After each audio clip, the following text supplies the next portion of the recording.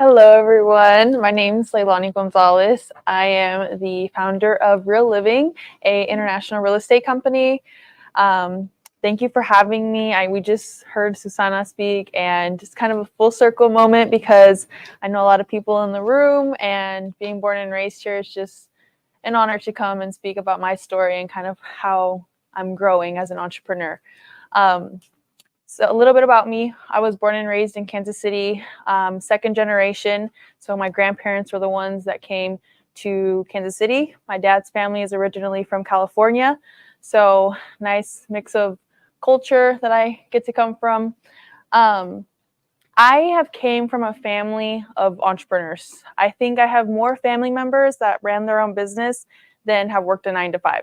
So I was kind of already trained to be like a hustler, living life on your own terms, and kind of having a network of people to know that you're good. I remember leaving kindergarten and I would go to our store. We had a store called La Mexicana where we sold like dulces, piñatas, those little cards that you would buy to call Mexico. I remember I didn't speak any Spanish at the time, and some guy came in trying to buy one. So that entrepreneurship, business owner spirit, I've kind of seen since I was a little girl.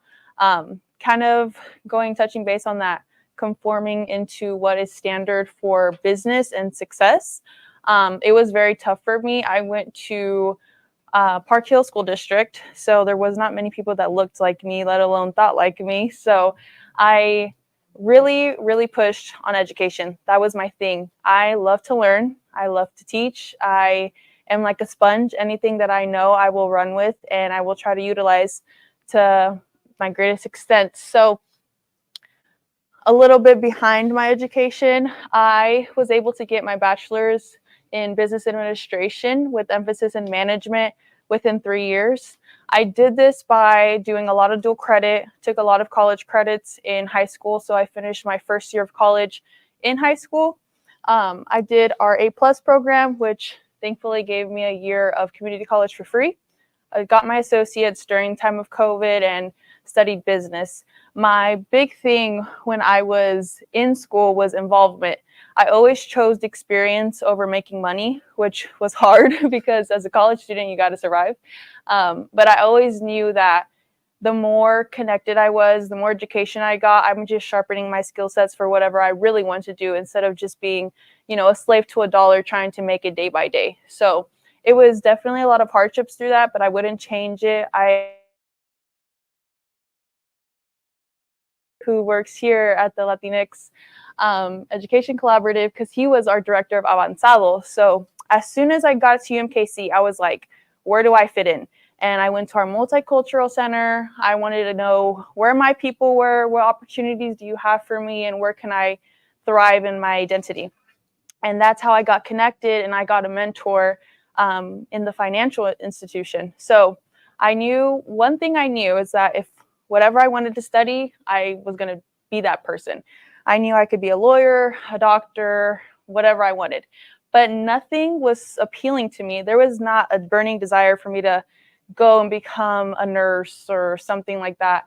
I just knew that I wanted to live by a beach. I wanted to travel and enjoy my life. I did not want to work until I was 50, 60 years old.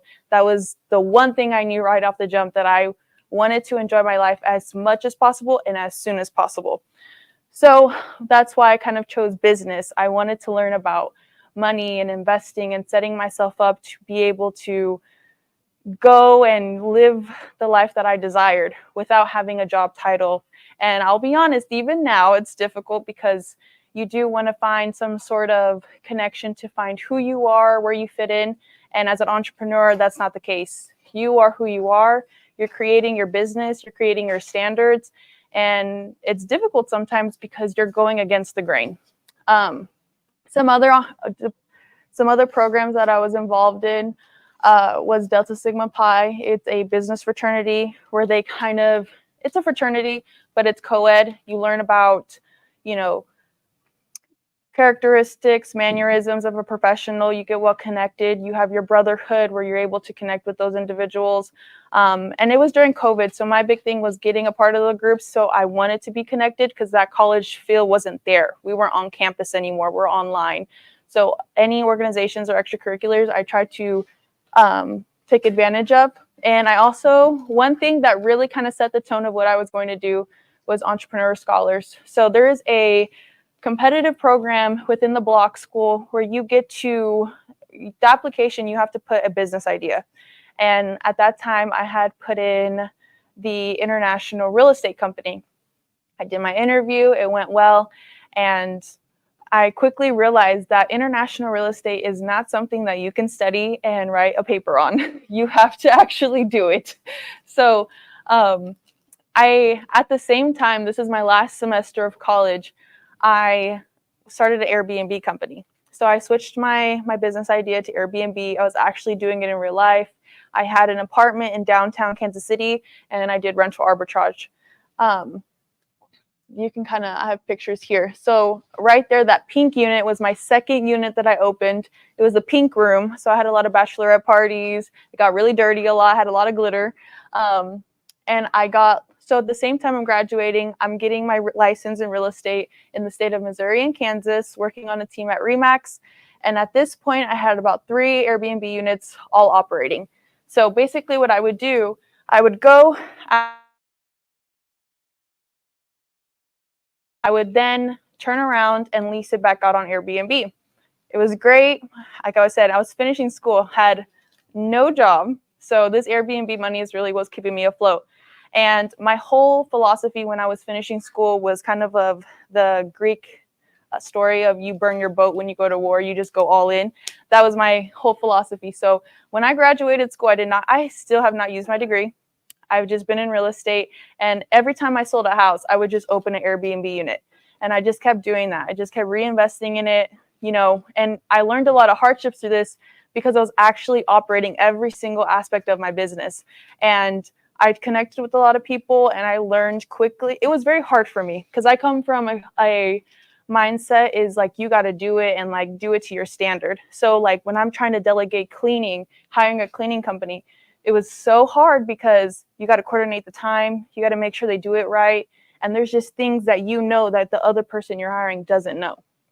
So some of the things that I had to learn was delegation. So making sure that I'm giving these tasks to certain people that I know are qualified for the job, which even today I'm still learning because I have to make sure I'm training these people to execute how I would want them to. Time management. I was selling houses, trying to make this Airbnb operation run smoothly. So it was a lot of back and forth, which there's a good saying, it's don't step over nickels trying to pick up pennies. So thinking that I can save money by cleaning my own apartments, I probably would have made more money if I would have just gave that task to someone else. Raising money. So we scaled up to, I want to say 20 to 30 units at a time. And with that came investments. So we brought in partners, lenders, and that was my first time negotiating on how to raise funds and make sure that their investment is secured. And it was difficult. I didn't know how to negotiate for myself. I didn't know what was a good percentage or a good return back on their money. So I probably didn't do the best job on doing that, but it gave me the experience, and it also gave me that trust with those people because they got their investment back and a return. And now I know that they'll be doing business with me for life just because I valued the relationship over the funds that there was available. Local regulations. So my Airbnb days in Kansas City are over because we have our local regulation actually restricted Airbnbs from having in Kansas City, Missouri. And all of our units were in downtown, midtown, plaza area. So they came with the regulation saying, I think there's a restriction on how many units you can have depending on the lease and also ownership of the property. So all these were rental properties. So they got really narrow and restricted on what was happening. This was around the time that the NFL draft was in Kansas City. So we had to kind of exit appropriately. That was actually the beginning of this year, which seems so far away. That was a good learning lesson for me just because of all the time, energy, and money that I put into this business just for it to not exist anymore. But it was such a good learning a learning curve for me.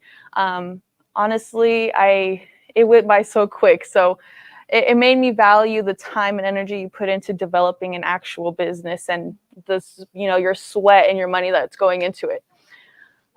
Environment. So this is one thing that I'm huge on, kind of like how Susana was mentioning of conforming. Me going into real estate, we have, us as Latinos, have a very small pocket, and let alone people that we trust. So it's very difficult to find these major organizations and companies where you can go in and be an entrepreneur, where you're actually building a business within this company. So for me, I've always felt comfortable maneuvering myself where I need to thrive. I learned this going into real estate. I learned that, my traditional Latino client might not get approved for a home immediately. They might have to go through some steps and some hand holding so I can teach them, this is how your taxes are supposed to be set up. These are how your bank accounts need to be set up. And especially a lot of us are self-employed. That's a whole different world that you have to be able to expose them and coach them through to be able to get into home ownership. So a big thing for me is finding the environment where myself, but also my team and my clients can fit in, so they know that they can thrive and build their legacy. We don't have to conform just going through XYZ. We can go find these creative solutions to make sure that whatever best suits you, we're going to find that. Mentorship is a huge thing for me, especially being so young. I have had great mentors. I've had mentors that I've outgrown, and that's okay. I'm learning that that is okay. I'm also finding mentorship that people are not even from Kansas City. I have good friends that are doing awesome things in other states and other countries that I get to learn off of. And I think having social media is such a powerful tool now because we can stay connected. I went to Mexico in May, and I was able to meet with Canadian investors that I have been following on social media for I don't know how long. And I finally met them in person. And I didn't even meet them here or in Canada. I met them in Mexico, where somewhere so different. But it was so cool because I got to meet them face to face, build that connection, and show them that, I'm in the game and I'm here for the long run, and I want to connect. So that was awesome. I put in these two books because they are probably one of my top 5 favorite books. The Four Agreements, who's actually by a Latin author. His series of books are amazing. The Four Agreements, I'm going to spoil it for you guys, but it's be impeccable with your word, never assume, don't take anything personal, and always try your best. And ever since I read this book, it just kind of reframed how I think of these things. And it's actually studies from I think it's the Aztec or the Mayans that they're studying how they perceived character and mindset. And Can't Hurt Me by David Goggins. So as an entrepreneur, I think mindset is the biggest thing. I have days where I'm like, man, I'm not doing anything right. But then I have days like today where I'm like, I'm speaking to people about my journey, and it's just so cool. So I think keeping your mindset, because you are your biggest fan, you're your biggest supporter, and especially leading people, you have to make sure that you have to project that and show people their powers with who they are. Also network. Even in real estate, network is so crucial to your business. Being able to have a book of business, have people in the back of your CRM to be able to show, hey, I know this person that can do this. I've had a lot of instances where I didn't know how to do a certain deal, or I didn't know how to take care of my client, but I knew someone that could. And by there, you meet with good people, they take care of you, they take care of your clients, and it's just been huge on that too. And your why. So there's also another good book called Know Your Why. But one thing about business is everyone has their why. Like, I know why I'm selling a house, but why am I showing up to work every day? And I think it's bigger than you when you get to a point where it's not transactional. It's not about how much money you can make. It's not about how big you can scale, but it's truly what purpose are you leaving to the world? Like, what is your legacy going to be like? And I think it's awesome just because I've been exposed to great universities, internships, very successful people. And it's so cool that I can bring this information back to the community and show them like, hey, this is possible. Like, you can do this too. So, sorry. It's been a big thing for me on showing people their why and also quantum leaping. So there's a good quote that someone told me: the same amount of energy that it takes you to sell, let's say, makeup products, is the same amount of energy that it takes for you to sell multi-million-dollar real estate. It's all about where we're putting our energy to. So a lot of times I've had instances where people are like, well, Laylani, you should probably do this and then that and then that, and maybe in 5 years you can get to this point.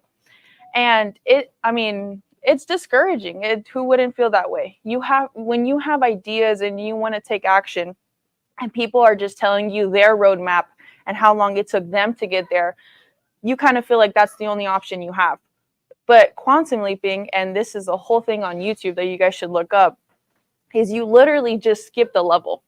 And it's totally possible. It's just a matter of making sure you have your education and your systems aligned so you're able to kind of jump that level. And it can be in the most minuscule things. It could just be that you want to start your first business, or you want to save X amount of dollars. There's a whole science behind it to be able to expand your brain to know more and do better.